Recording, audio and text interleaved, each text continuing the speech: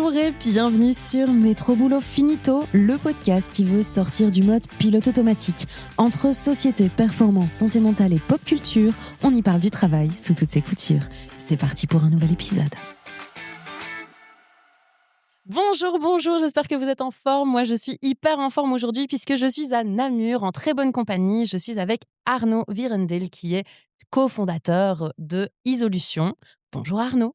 Bonjour Marline. Vous ne le voyez pas, mais il vient de me faire un pouce parce que je viens de ne pas écorcher son nom de famille. Et ça, c'est... Ça me fait trop plaisir. Franchement, ça me fait super plaisir. Ça, c'est, tu vois, c'est un truc, moi qui m'appelle Marline, les gens disent toujours Marilyn.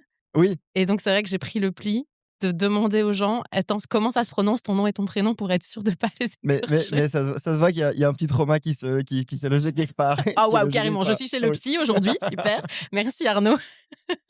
Donc Arnaud, comment est-ce que tu vas aujourd'hui ? Super bien. Je suis super content de te recevoir ici à Namur et hyper impatient de tourner ça avec toi. Bah écoute, moi aussi, et franchement, je suis arrivée, genre, tu le sens, ici, il y a une good vibe. Ouais. L'équipe m'a accueilli hyper bien. Tout le monde, tu vois bien que tout le monde est super, super chouette et super ouvert. Donc moi, j'ai hâte aussi qu'on enregistre.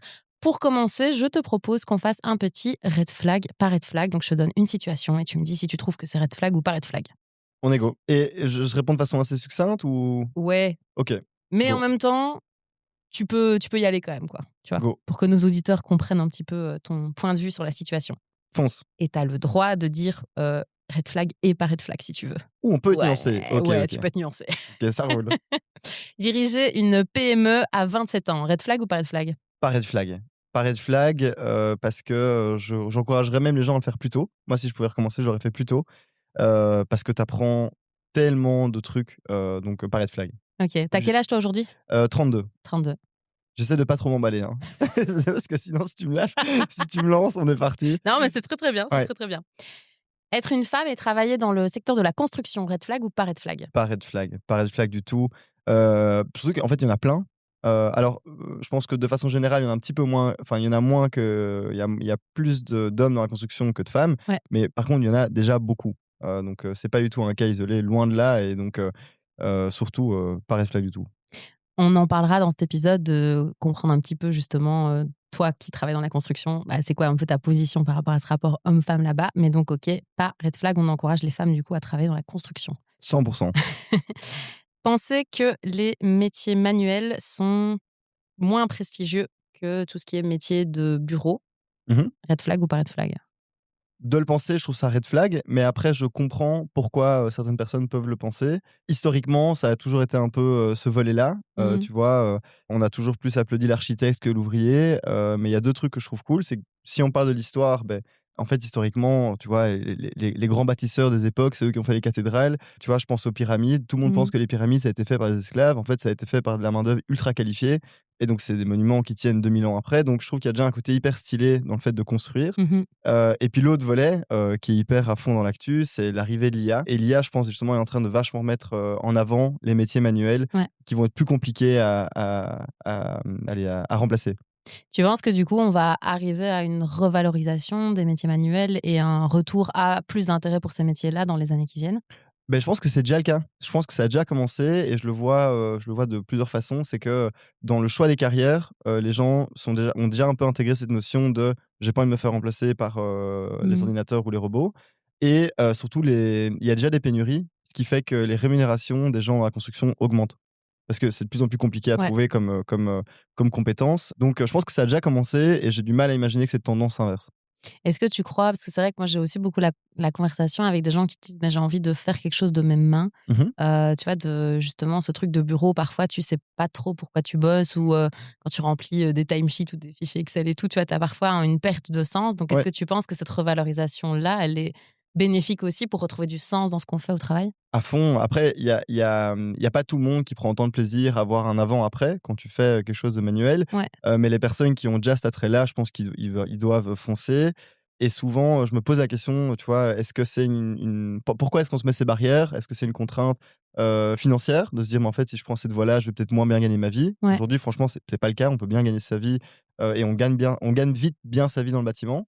Et l'autre, c'est, comme on en parlait, en fait, est-ce que socialement, ce sera accepté ? Est-ce que c'est cool ? Tu vois, aujourd'hui, j'ai l'impression que justement le digital est super cool. le bâtiment est moins cool parce que c'est vite perçu comme poussiéreux, dangereux, alors qu'en fait, je trouve ça dément. Et là, j'essaie de pas m'emballer. Hein, donc, mais tu vois, On voit que tu es convaincu par ce que tu fais. ouais, on voit que je suis convaincu par le fait de pas m'emballer, mais tu vois, un autre exemple que j'aime toujours bien citer, c'est le fait que il y a beaucoup, surtout les jeunes, veulent à fond se lancer dans des démarches environnementales. Ouais. Bah, en fait, un des plus gros impacts que tu peux avoir sur l'environnement, c'est de bien isoler ta maison, mais pas que. Ouais. Tu vois, avoir un bon système de chauffage. Aujourd'hui, les déperditions énergétiques liées au bâtiment sont largement plus grosses que la mobilité. Donc si tu prends les bateaux, les bagnoles, Ouais. les trottinettes et cetera, même si demain tout en électrique 100 green, en fait, le bâtiment pollue beaucoup plus. Ah ouais. Ouais, donc en fait, la grosse part du gâteau, le premier c'est l'industrie et puis c'est le bâtiment et Ouais. puis c'est la mobilité. Et il y a Heu pas un truc aussi, moi j'avais lu un jour une fois un secteur qu'on sous-estimait, c'était tout ce qui était industrie cinématographique, mmh qui apparemment est un énorme pollueur aussi, mais surtout aux États-Unis avec Hollywood, et cetera, mais qui apparemment ça est aussi très, très consommateur. Alors je suis 100 sûr que tu es plus, calé que moi là-dedans, mais donc ça je sais pas me positionner, ça je sais pas du J'ai tout. aucune idée si je suis Ouais, calée, c'est juste que je l'avais lu une fois ouais. dans un truc et je me dis: «Tiens, c'est vrai qu'on n'en parle jamais en fait», tu vois? De ce truc, Ouais, après le point sur lequel je te rejoins d'office, c'est je crois qu'il y a beaucoup de secteurs, qui polluent beaucoup plus ou beaucoup moins que ce qu'on imagine. ouais, c'est ça. Mais Hem, effectivement, c'est vrai que la construction, bah, on a tous une maison en fait. ouais. Enfin, la majorité des gens, non, c'est vrai, je peux pas dire tous parce qu'il y a des gens qui malheureusement n'ont pas, Mmh la chance d'avoir un toit sur leur tête, mais c'est vrai que le bâtiment, il y en a quand même partout, dans les En fait, quiconque a déjà rénové ou fait construire une maison, il a d'office déjà, vu le nombre de déchets ouais, de construction, c'est hallucinant ouais, et alors même tous ces déchets-là, c'est au moment de la conception du bâtiment, mais une fois qu'il est rénové, une fois qu'il est construit, le chauffage, on l'allume, ouais, on se chauffe et cetera donc non, non, les pertes, d'énergie et donc d'émissions, sont énormes dans le bâtiment, quoi. Bien au-delà, alors j'adore, les gens qui ont pris, la balle au bond pour, lancer allez, des trottinettes et des voitures ouais, électriques, super convaincu de l'électrique, mais le bâtiment, c'est un enjeu beaucoup plus gros. Enfin, ouais. c'est beaucoup plus ça pèse beaucoup plus dans la balance. Ce qui, du coup, t'a peut-être plu aussi dans, cette reprise d'entreprise dont on va parler juste Ouais, après, de la construction. C'est quoi, en fait, qui t'a attiré dans cette reprise-là, le volet vachement concret, Ouais, OK. le volet, vachement, concret et en fait la taille, tu vois? C'est vraiment c'est des tailles humaines, et donc c'est surtout, l'impact que tu peux avoir. Alors, tu n'as pas en face de toi, tu vois, le prochain, je sais pas, Mark Zuckerberg Mmh. ou le prochain Léonard de Vinci. Je pense pas que je vais changer le monde, Bon, mais par contre après, honnêtement, est-ce que Mark Zuckerberg a changé le monde de la bonne manière? Je ça ne c'est sais un pas. autre débat. Ça, c'est un autre débat, mais en tout cas, je pense que c'est des personnes qui ont eu, tu vois? Et je peux citer plein, des Ouais, personnes qui ont eu un gros impact, ouais. sur la totalité, du monde et de l'histoire. Je pense pas que ce sera mon cas, mais par contre, je pense que j'aurai un chouette impact positif sur mon micro, Mmh. univers et ça, c'est vraiment cool. Mmh. C'est ça que j'aime bien. Ouais, c'est cette recherche d'impact positif. Bah, justement, Arnaud, est-ce que tu peux me dire, et pour nos auditeurs aussi, puisqu'ils ne te connaissent pas, donc ils ont compris que tu travailles dans la construction, mais est-ce que tu peux me dire un petit peu qui tu es en 3 phrases? En 3 phrases, Ouais. je m'appelle Arnaud Virondeel, je suis, co-gérant de la société Isolution.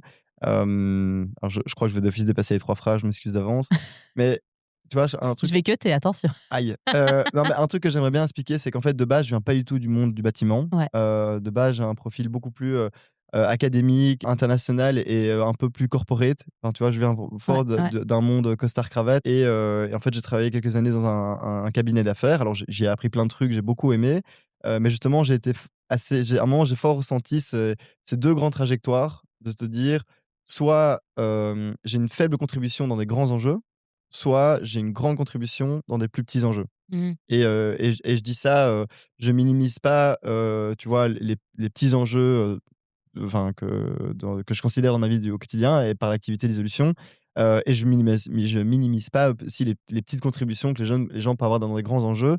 Mais tu vois, une bonne façon de l'expliquer, c'est que j'ai un de mes potes qui, bosse pour un super, cabinet, géopolitique et donc quand il y a eu tous ces problèmes avec, le Groenland, lui était invité à la table. Enfin, tu vois, c'est des gens qui contribuent un peu Ouais, aux nouvelles, mais par contre, il a un faible impact sur ce qui va se passer.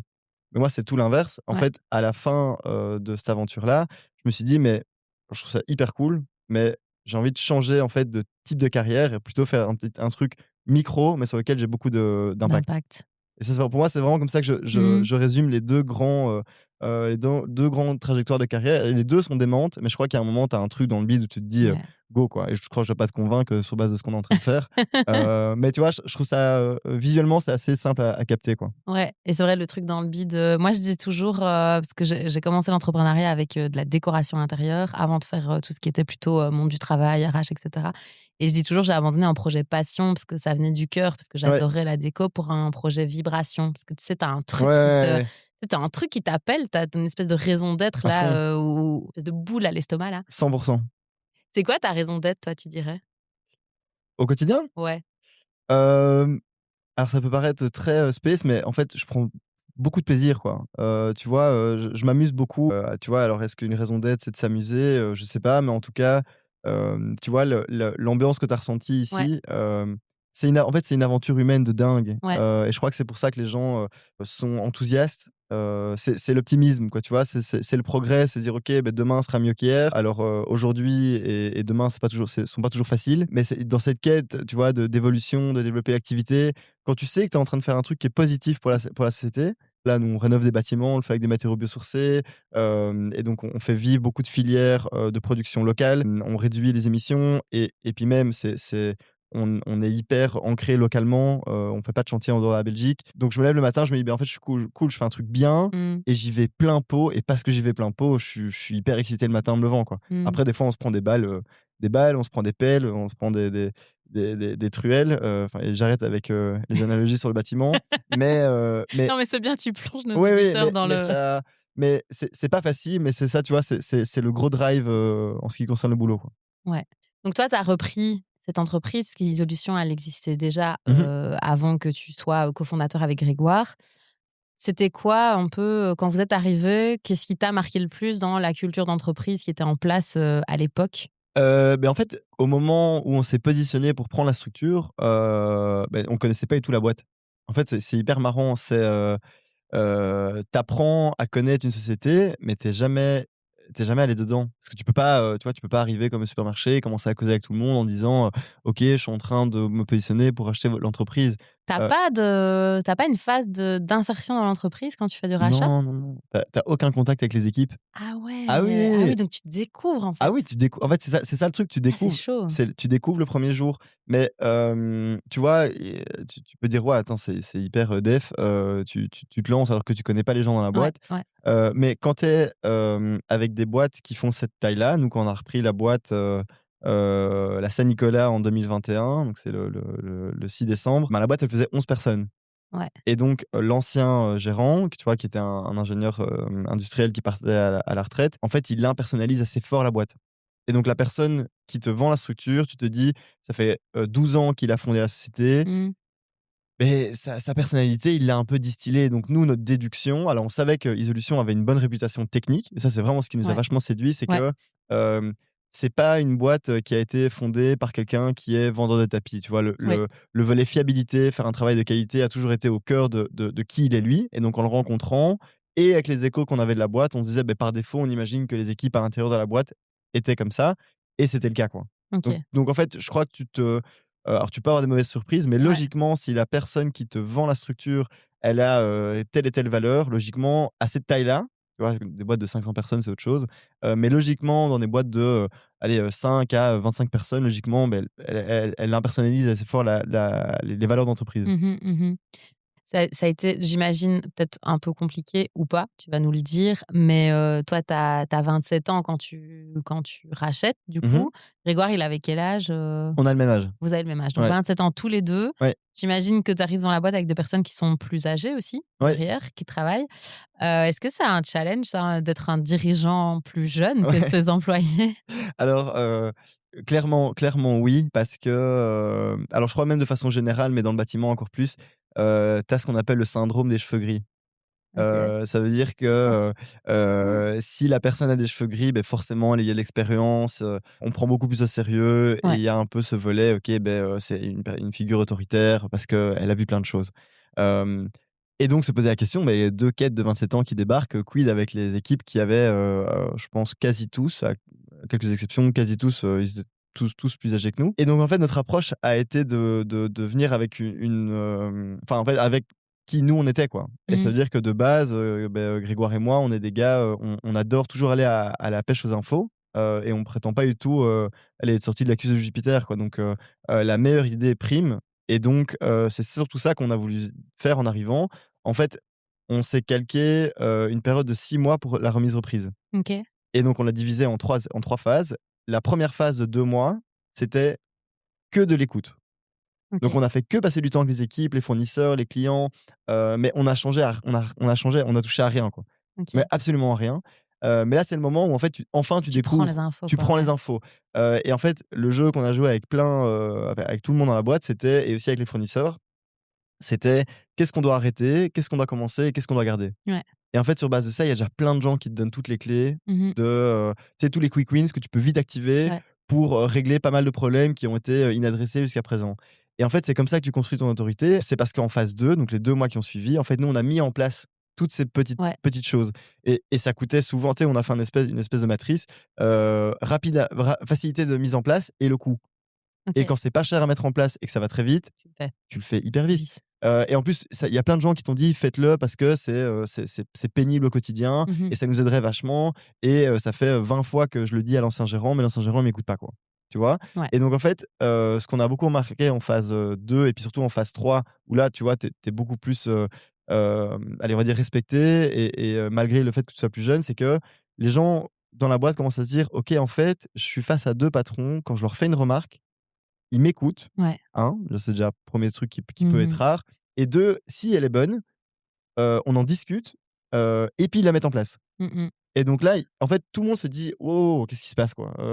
Il y a il y a un il y a des gros mouvements de terre, et donc en fait, c'est beaucoup plus grâce à ça et alors une cadence de travail de malade, beh, que tu gagnes en crédibilité, je dirais plutôt. Tu Ouais. vois? J'aime moins le volet autoritaire, parce qu'on l'est pas spécialement, Greg et moi, c'est plutôt, beh, tu gagnes en Mmh. crédibilité. Mmh. Si tu bosses plus que tout le monde et en plus, quand les gens viennent te voir spontanément avec des suggestions et que tu débats des suggestions et puis quand si la suggestion est bonne, tu la mets en place, aucune raison que les gens te prennent pas au Mmh. sérieux, quoi et se Ouais. disent, «OK, c'est un jeune» parce que inexpérimenté et ignorant, on l'était. Ouais. On n'avait jamais géré de boîte, on connaissait pas bien le monde des bâtiments.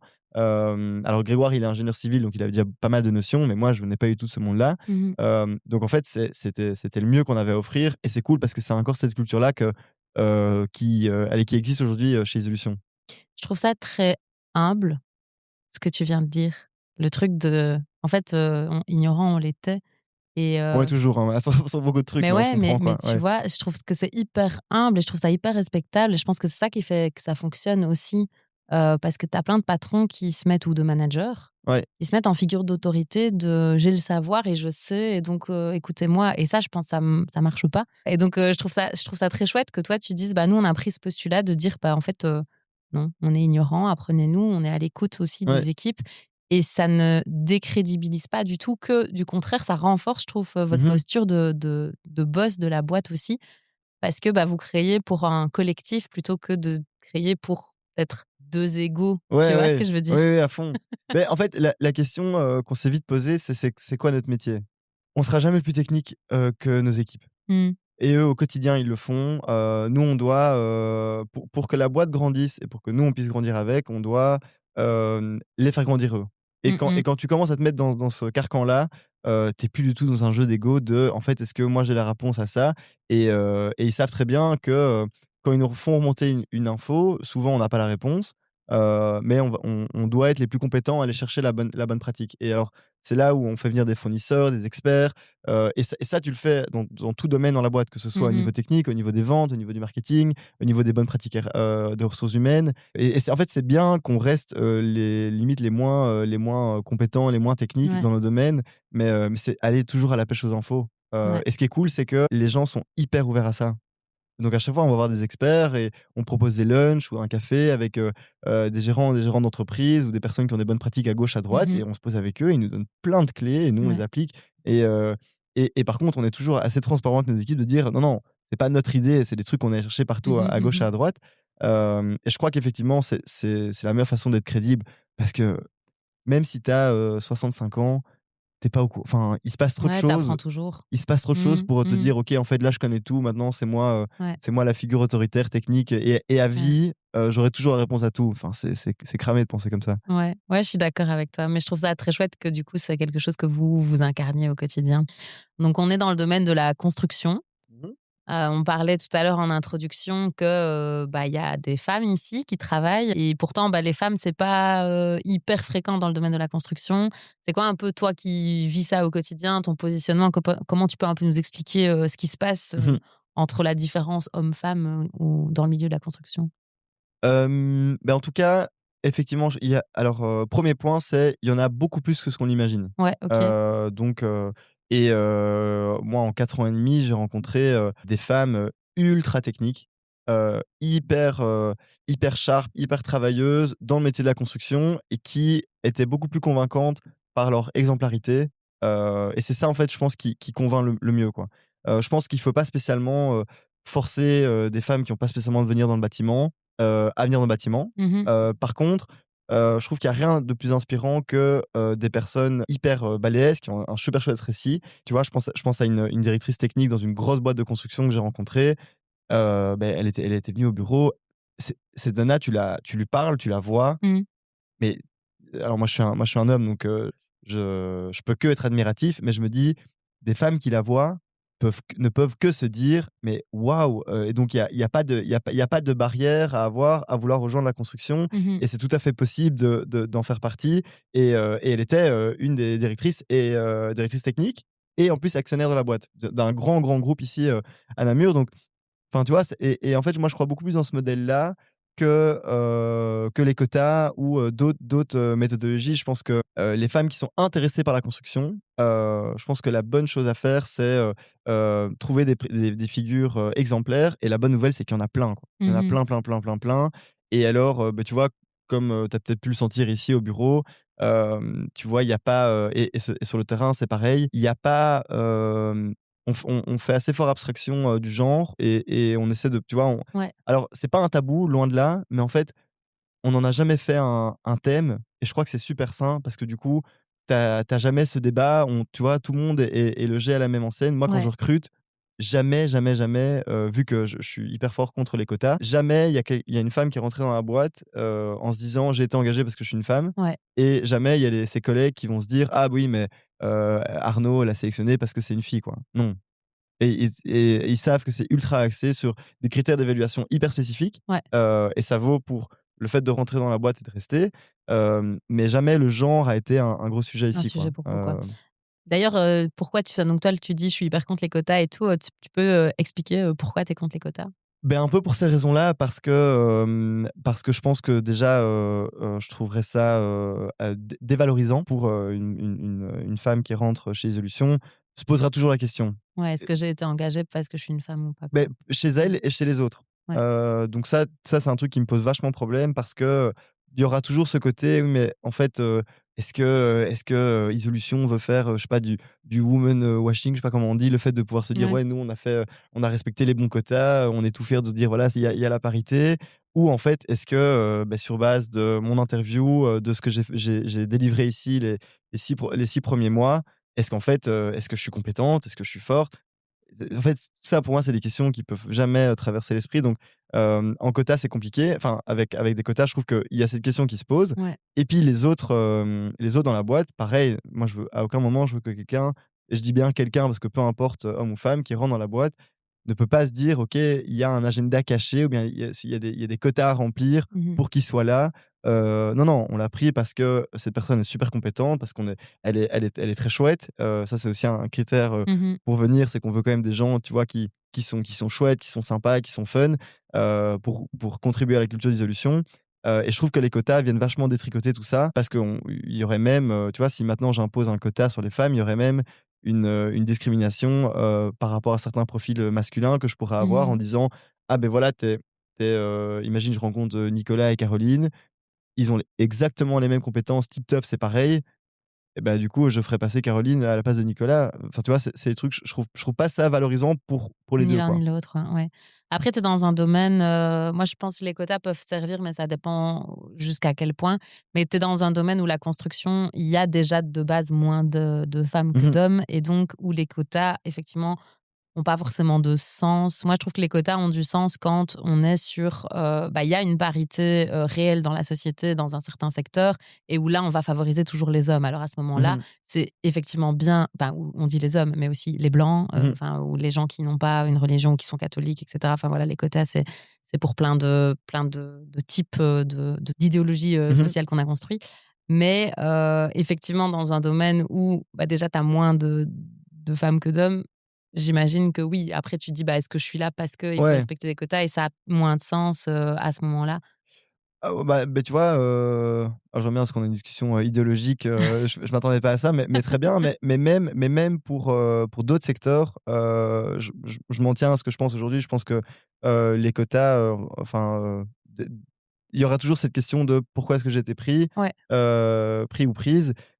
À ce niveau-là, je suis toujours pas OK avec ça et pour moi, la bonne solution, ça reste l'exemplarité et je crois que, tu vois, quand tu dis, il y a des gens qui peuvent être, favorisés, en fait, si par exemplarité, il y a des gens qui délivrent des trucs incroyables, bah, en fait, on arrêtera de favoriser, Mmh. les mêmes profils qui, en fait, sont toujours incroyables et tu vois, je prends un exemple fictif pour illustrer ce que je veux dire.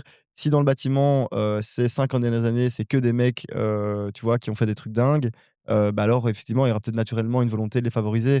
Par contre, si demain, on voit de plus en plus d'exemplarité avec des profils féminins, Ouais. bah, en fait, pourquoi est-ce qu'on continuerait de favoriser des profils masculins? Hem mais je trouve que c'est pas les quotas, qui sont la bonne solution, alors que je pourrais te présenter plein de profils féminins en construction que je trouve franchement waouh, quoi. Et demain j'ai une fille, tu vois, qui a un attrait pour le milieu, tu vois, du BTP parce que, tu vois, on peut parler de l'ingénierie, l'architecture Ouais. ou la Ouais. construction. Beh, mon premier réflexe, ce serait de lui présenter ces profils-là.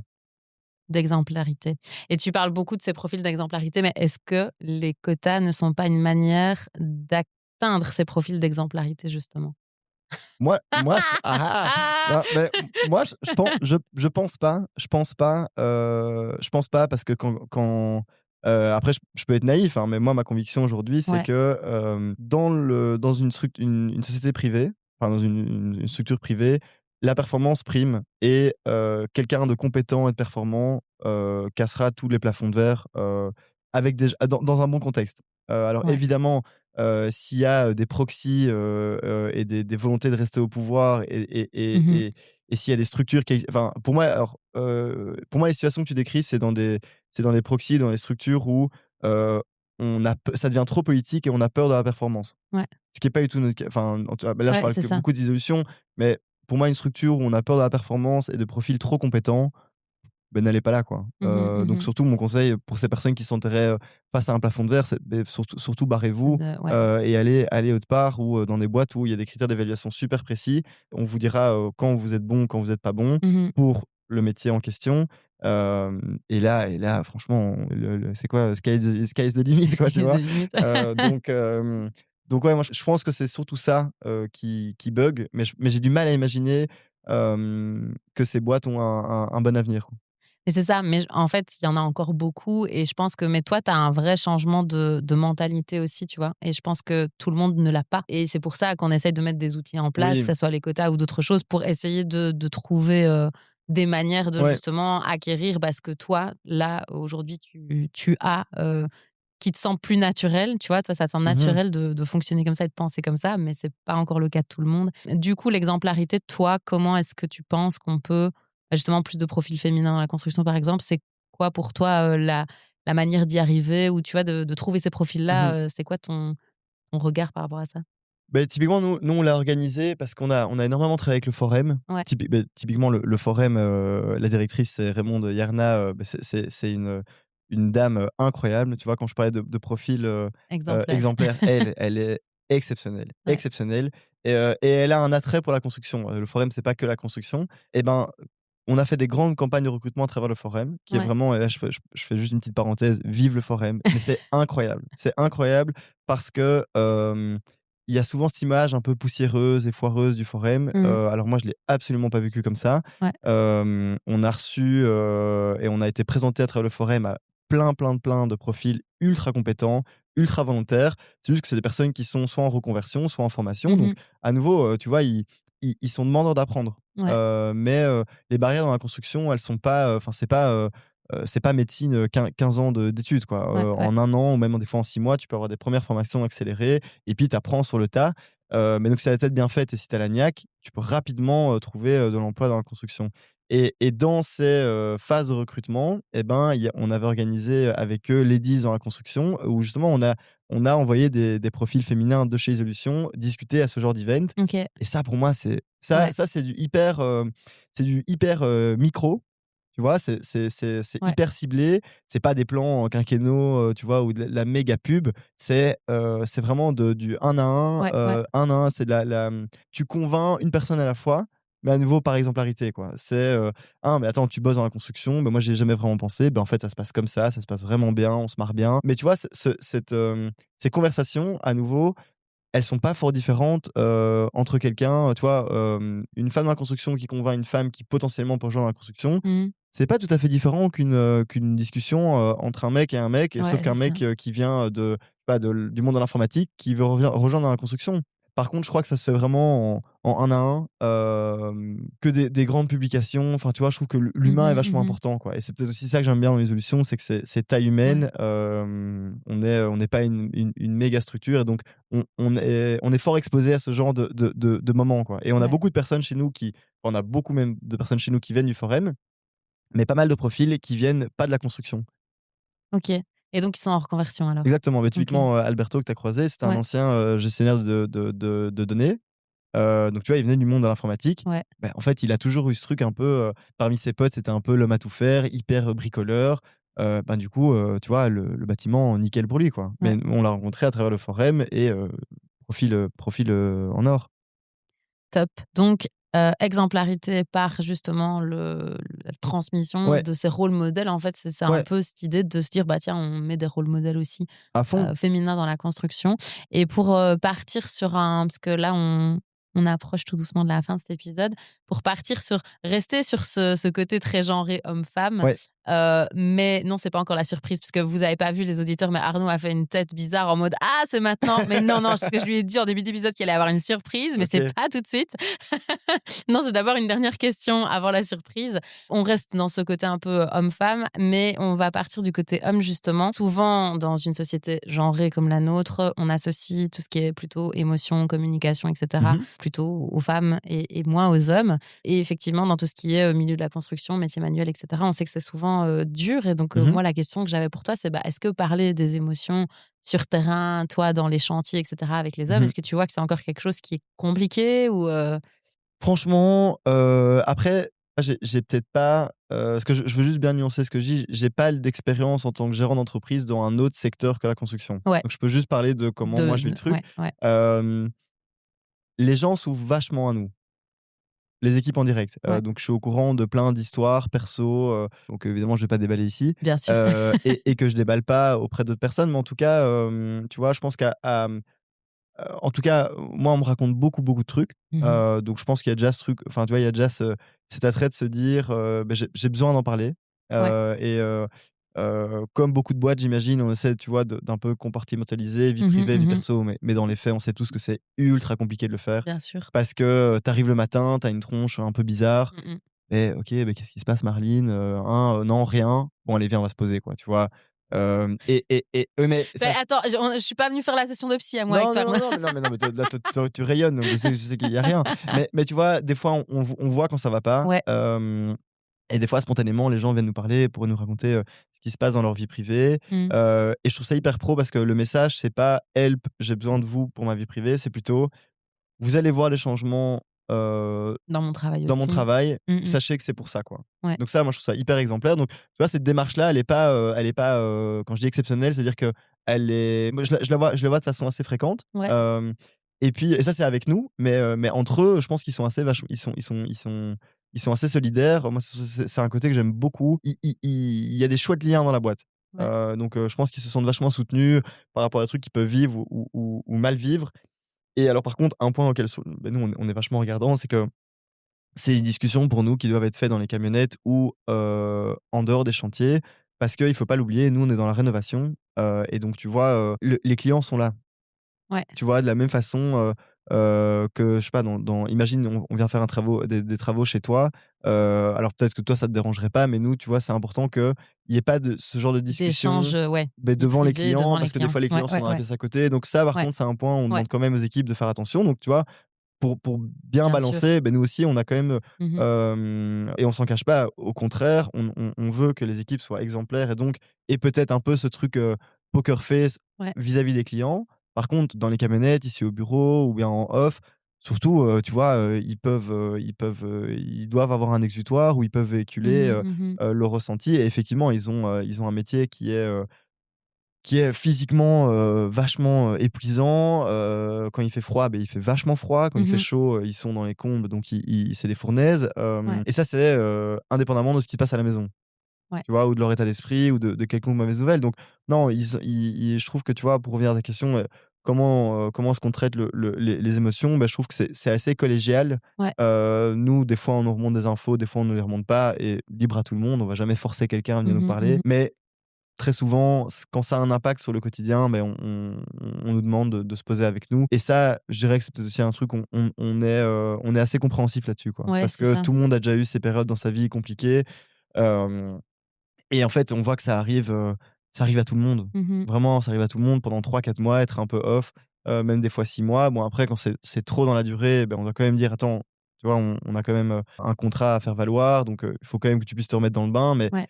mais on n'est pas ultra agressif par rapport à ça. Ouais, Mais c'est ça. mais même souvent, enfin, c'est pas révolutionnaire ce que je veux dire, mais les gens aiment pas être mal longtemps, quoi. Ouais. Donc par eux-mêmes, ils se remettent dans le Ouais, bain. ouais. Mais donc non, je trouve qu'en termes de flux de communication et avoir des épaules sur lesquelles se reposer, il y a de quoi faire. Mais parce que aussi, je pense que vous donnez ce contexte-là aussi et donc je crois que c'est quelque part le fait de dire aux gens: «Vous pouvez venir nous Mmh. parler, on est OK avec ça et on est compréhensif» et donc de Ouais. mettre, comme tu le disais, tout à l'heure en début d'épisode, de poser un espace de communication et d'écoute. Mmh. Ça incite peut-être aussi plus facilement les gens à venir se livrer ou à en parler ou à Mmh. extérioriser ça. Ça, moi, j'y crois. Et à nouveau, tu vois, il y a nous, mais il y a surtout entre eux. Et donc je dirais que c'est clairement, de loin, entre eux, et puis nous en second, avec pas mal de distance. Mais donc je pense que la plus belle fierté, tu vois, de la boîte, c'est de voir à quel point c'est collégial, quoi. Les gens s'épaulent vraiment. Un exemple, parce que je regarde la pièce à côté, c'est la salle des commerciaux. Hem, Tu vois, ils sont plusieurs et quand il y en a un qui performe pas, souvent tu peux avoir cette image, tu vois, des fonctions commerciales où, Ouais, quand il ça y se en a. mange un peu la Ouais, tronche, quoi. exactement, il y Ouais, en a un qui se pète la gueule. ouais, Mais ils m'ont déjà menti en filant des dossiers à celui qui ramait. ouais. Mais tu vois? Et Ouais, il y moi a un je vrai truc d'entraide, ouais, quoi. moi je suis un peu mal pris parce que d'un côté c'est pas Ouais. bon, Oui. mais d'un côté je trouve ça admirable, tu vois? Ouais, ouais. Et la personne qui ramait, soit c'est structurel, soit c'était pour, une mauvaise passe dans sa vie. Ouais, Mais dans tous les cas, moi je suis bouche bée, quoi. ouais, Je me dis d'un côté c'est trop beau et puis en même temps, ça reste de la triche. Donc enfin, tu vois, venez me ouais. voir et puis on trouve des solutions. Mais donc tu vois, il y a ce truc où ça par contre, c'est des trucs dont je suis ultra fier, quoi. Que ça existe dans la boîte. Ouais. Et j'en suis fier sans pour autant m'en attribuer tous les mérites. Mais je suis hyper content, on va dire, que Mmh. ça existe dans la boîte, quoi. Ouais et tu peux l'être parce que c'est chouette de voir et je trouve, bah, c'est ce que je te disais en arrivant et en début d'épisode du coup, parce que je l'ai dit aussi à nos auditeurs, mais je trouve que ça se ressent, ce Mmh. collectif-là et cette cohésion-là, elle se ressent et donc bah, ouais, ça je pense que vous pouvez, en être fiers, avec Grégoire aussi. Allez, ben, on l'est alors. On le prend. Arnaud, Dis-moi, c'est la petite surprise. j'adore les surprises. Du coup, Tadadadam. tadadadam, petite surprise, tu es impatient, ah oui. J'adore. En fait, il y a beaucoup trop de teasing autour de cette surprise, tu vas être tellement déçu. J'ai l'impression qu'il J'aurais y plus a un envie de la voyage gagné. Enfin, je suis super excité. J'ai appelé ma femme. C'est bon, fais tes valises. On part à Bora Bora 3 semaines. Marline régale. OK. Non, je ne finance pas encore assez le podcast OK, pour OK. pouvoir t'offrir un voyage. Si les auditeurs ont envie d'ailleurs, ils peuvent m'aider Oui, à OK, à OK. payer Oh, une leçon le pour que moi je voyage, la fasse, ça n'a aucun sens. ça n'a aucun sens. Non, du coup, tu vois, il y a une petite boîte là près de toi Ouais. et ben dans Ouh, cette petite boîte, il y a une série de petites questions et donc yes. je vais te demander en fait pour en clôturer cet épisode de podcast, plutôt que de faire comme je faisais d'habitude. Mais tu, il a déjà pris. J'ai rien. Il est tellement impatient, là, il a déjà la boîte, il en peut plus, là. Ouais.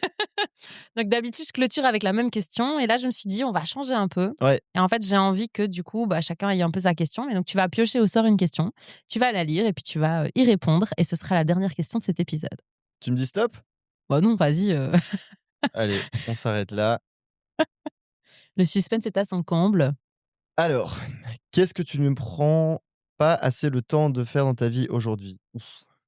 Ça va pas faire la paix des ménages. Je pense que, je devrais de temps en temps peut-être un peu plus me reposer. Mmh. Mmh. Mmh. Ouais. Ouais. Ouais. Tu sais de quoi je Ouais, parle? ouais. Ouais. Franchement, vraiment 40 questions, fallait que celle-là sorte. Mais oui et c'est tu vois, on en parlait, enfin moi j'adore l'aventure Résolution. Ça me prend à fond aux tripes et ouais, me forcer des fois à déconnecter. Mmh.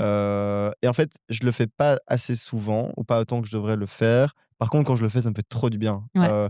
Et typiquement, dans le bâtiment, il y a les congés du bâtiment, tu vois, Ouais, qui vous avez sont une période fixés. bien fixée, là. Et donc, en fait, avec la période de Noël et pendant les grandes vacances, en fait, tout est à l'arrêt. Ouais. Donc, tu es obligé de tout fermer. Il y a pas encore une équipe qui tourne ou quoi que ce soit, quoi.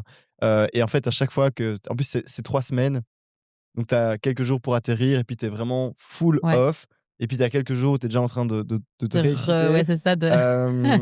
Ouais et puis tu vois et puis, je t'en ai parlé, j'attends un petit garçon, fin juillet. Je me dis aussi Félicitations, on dit. Les auditeurs te merci diront beaucoup, félicitations merci aussi. beaucoup. Je vous enverrai le catalogue et La liste de naissance la liste sera de dans. Tu sais, naissance. d'habitude, il y a genre si les invités ils ont des ressources ou quoi à conseiller. Voilà. Non, là, ce sera la liste de naissance. Le En description de l'épisode. le catalogue, ça fonctionne. Et je crois que ce sera aussi peut-être la bonne occasion, tu vois? Là, ça fait 4 ans et demi, qu'on taffe comme des malades et je crois que c'est peut-être, aussi, tu vois, le bon moment de se dire: alors je lève pas le pied à 100 mais j'essaie un peu de rééquilibrer, tout ça. Les premières années, c'est les plus intenses parce que tu veux que le truc, tienne. Ouais. Aujourd'hui, je pense que, ce serait un mensonge de te dire je pense que si, je fais, allez, un petit peu moins, que tout s'écroule. Je pense que, tu vois, il y a plein de personnes qui font que ça peut continuer à tourner, au quotidien. Donc ouais, peut-être un peu, un Ralentir, un peu ouais, te reposer. ouais, mais pas trop quand Mais même. pas trop quand même. Mais je pense que la parentalité va aussi être un nouveau Ouais, challenge dans ta vie. à Et donc, fond. arriver à trouver cet équilibre entre la parentalité et le fait d'être gérant Ouais, d'entreprise.